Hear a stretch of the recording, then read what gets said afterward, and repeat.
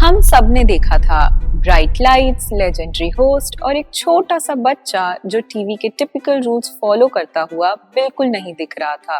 Option के बिना बोल रहा हूँ ब्रेकफास्ट। और फिर उसकी एक लाइन जिसने पूरे देश को हिला के रख दिया, मेरे को रूल्स पता है, इसीलिए आप अभी मेरे को रूल्स समझाने मत बैठना। एक ही मोमेंट में पूरा इंटरनेट एक्सप्लोड हो गया। किसी ने कहा बच्चा बहुत ही ज्यादा बदतमीज है, तो किसी ने कहा ये है बैड पेरेंटिंग का नतीजा। हर जगह ये हेडलाइन बन गई कि he is the India's most hated kid. पर अगर हम ये कहे कि ये कहानी सिर्फ एरोगेंस की नहीं है, बल्कि इसके पीछे एक बहुत ही ज्यादा डीपर ट्रुथ छुपा है, एक ऐसी सच्चाई जो हमारे सोसाइटी के प्रेशर, पेरेंटिंग गिल्ट और टीवी रियलिटी शोज के मैनिपुलेशन को मिरर करती है। तो चलिए दोस्तों, आज हम बात करते हैं केबीसी किड कंट्रोवर्सी पे और उन सच्चाइयों के बारे में जिस पर अब तक कोई बात नहीं कर रहा। क्या आपने कभी सोचा है जो वायरल मोमेंट्स हम टीवी पर देखते हैं वो आखिर कितने ज्यादा सच होते हैं? रियलिटी शोज जैसे केबीसी बहुत ही ज्यादा हेवीली एडिटेड होती हैं। एक 40 मिनट के एपिसोड के पीछे घंटों की रॉ फुटेजेस होती है और एडिटर्स ये डिसाइड करते हैं कि टीवी पर क्या दिखेगा, किस एंगल से दिखेगा और ऑडियंस को कैसा फील होगा। इस कहानी में भी शायद वो ओवर कॉन्फिडेंट किड का नैरेटिव सिलेक्टिव कट्स और प्रोड्यूसर्स के क्यूज के वजह से बना है। अरे ऑप्शन 2 ना, बच्चे के ऐसे डायलॉग शायद डेलिबरेटली फ्रेम किए गए हैं टीआरपी के लिए। ऑप्शन डालो। एक मीडिया एनालिस्ट ने ये बात कंफर्म भी किया है कि controversy engineering reality TV shows में एक बहुत ही ज्यादा कॉमन स्ट्रैटेजी है। बच्चे का एरोगेंस शायद सिर्फ उसकी एक्साइटमेंट थी, पर उसे विलन बना दिया गया ताकि शो में टीआरपी मिल जाए। पर असली इशू स्टेज नहीं था, असली इशू था हमारा रिएक्शन। कैसे हमने एक छोटे से बच्चे को जज कर लिया सिर्फ कुछ मिनटों के क्लिप्स देखकर। दोस्तों, क्या आप जानते हो एक बच्चे का ब्रेन जो इम्पल्स कंट्रोल करता है वो 20s तक फुल्ली डेवलप भी नहीं होता। प्रीफ्रंटल कॉर्टेक्स जो ठहराव और पेशेंस रखने में हेल्प करते हैं वो अभी तक डेवलप ही हो रहे होते हैं। तो जब एक बच्चा इम्पल्सिव होता है या इंटरप्ट करता है या फिर इम्पेशेंट दिखता है, वो बैड पेरेंटिंग नहीं बल्कि ब्रेन डेवलपमेंट गैप होता है। आज के टाइम पे तो ये और भी ज्यादा बढ़ गई है क्योंकि मॉडर्न पेरेंटिंग इंस्टेंट ग्रेटिफिकेशन पे बेस्ड है। अभी चाहिए तो तभी चाहिए।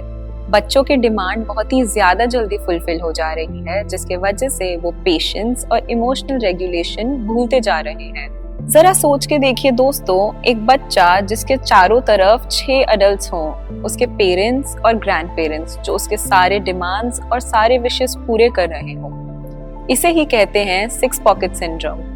ये कॉन्सेप्ट चाइना से आया है, पर अभी इंडिया में भी काफी ज्यादा कॉमन है। एक ही बच्चा जिसके पीछे 6 लोग लगे हों with resources, love and over protection. इसका रिजल्ट कुछ ऐसा होता है कि वो बच्चा कभी ना नहीं सुनता और कभी फेलियर भी फेस नहीं करता। तो जब वो बच्चा हॉट सीट पर बैठा तो ब्राइट लाइट्स, टिकिंग क्लॉक्स और अमिताभ बच्चन के प्रेजेंस के वजह से सक्सेस डीले होता और इस प्रेशर के वजह से वो स्ट्रेस हैंडल नहीं कर पाता। उसके इम्पेशेंस, इंटरप्शंस या टॉक बैक शायद एरोगेंस नहीं थे, वो एक नर्वस सिस्टम का रिएक्शन था जो शायद पहली बार नो या वेट सुन रहा था। क्या ये कंडीशन ADHD जैसे डेवलपमेंटल कंडीशन के सिम्टम्स हो सकते हैं? जो लोग कह रहे हैं स्पॉइल्ड ब्रैट, वो शायद एक बच्चे के मेडिकल रियलिटी को इग्नोर कर रहे हैं।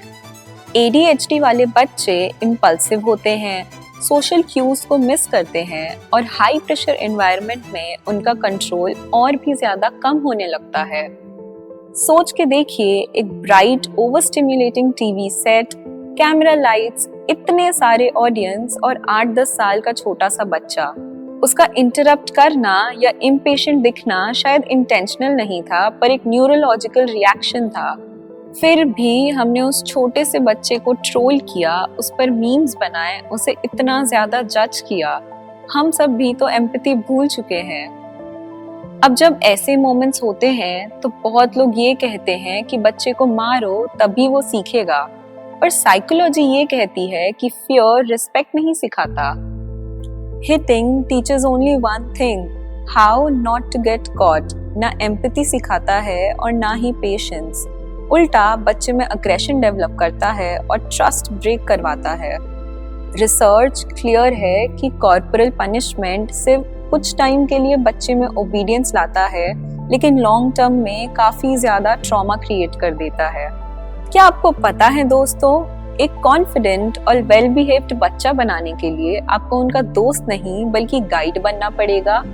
स्ट्रिक्टनेस नहीं और ना ही ओवर फ्रेंडलीनेस, बल्कि बैलेंस। इसको कहते हैं authoritative parenting. High love and high rules. Parents जो इमोशनली सपोर्टिव है बट इक्वली फर्म भी है। फॉर एग्जाम्पल, मुझे पता है तुम वेट करते करते फ्रस्ट्रेटेड हो, पर हम इंटरप्ट नहीं कर सकते।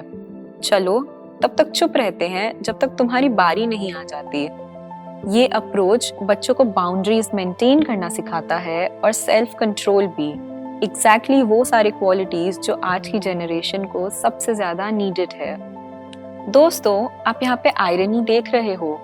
वो बच्चा गेम हार गया रामायण के क्वेश्चन पर।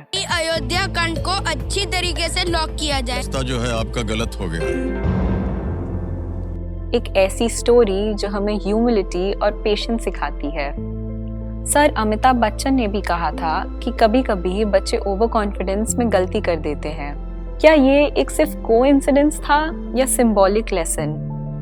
केबीसी का वो हॉट सीट हम सब के लिए एक रिफ्लेक्शन बन गया कि हम सब क्या वैल्यू करते हैं, नॉलेज या कैरेक्टर। एक सिस्टम की जहां टीवी प्रेशर, पेरेंटिंग गिल्ट और एडीएचडी अवेयरनेस सब मिक्स हो जाता है। और सबसे बड़ा सवाल तो ये है कि क्या हम सब एक वायरल क्लिप के वजह से एक छोटे से बच्चे का कॉन्फिडेंस तोड़ने के लिए रेडी है? आखिर एम्पैथी वायरल क्यों नहीं होती? केबीसी का वो हॉट सीट एक रिफ्लेक्शन था कि हमें हमारे बच्चों को नॉलेज से पहले कंपैशनेट और अंडरस्टैंडिंग बनाना पड़ेगा। तो दोस्तों, आपका क्या सोचना है? क्या ये सारी कहानी स्क्रिप्टेड थी कि वो बच्चा सच में वैसे ही रिएक्ट कर रहा था? कमेंट्स करके हमें जरूर बताएं। मैं मिलती हूँ आपसे अगली वीडियो में। टिल देन, जज less and understand more. Video पसंद आई तो वीडियो को लाइक ज़रूर करें और ऐसी और ही इंफॉर्मेटिव वीडियोस के लिए लिविंग अपसाइड को सब्सक्राइब करें।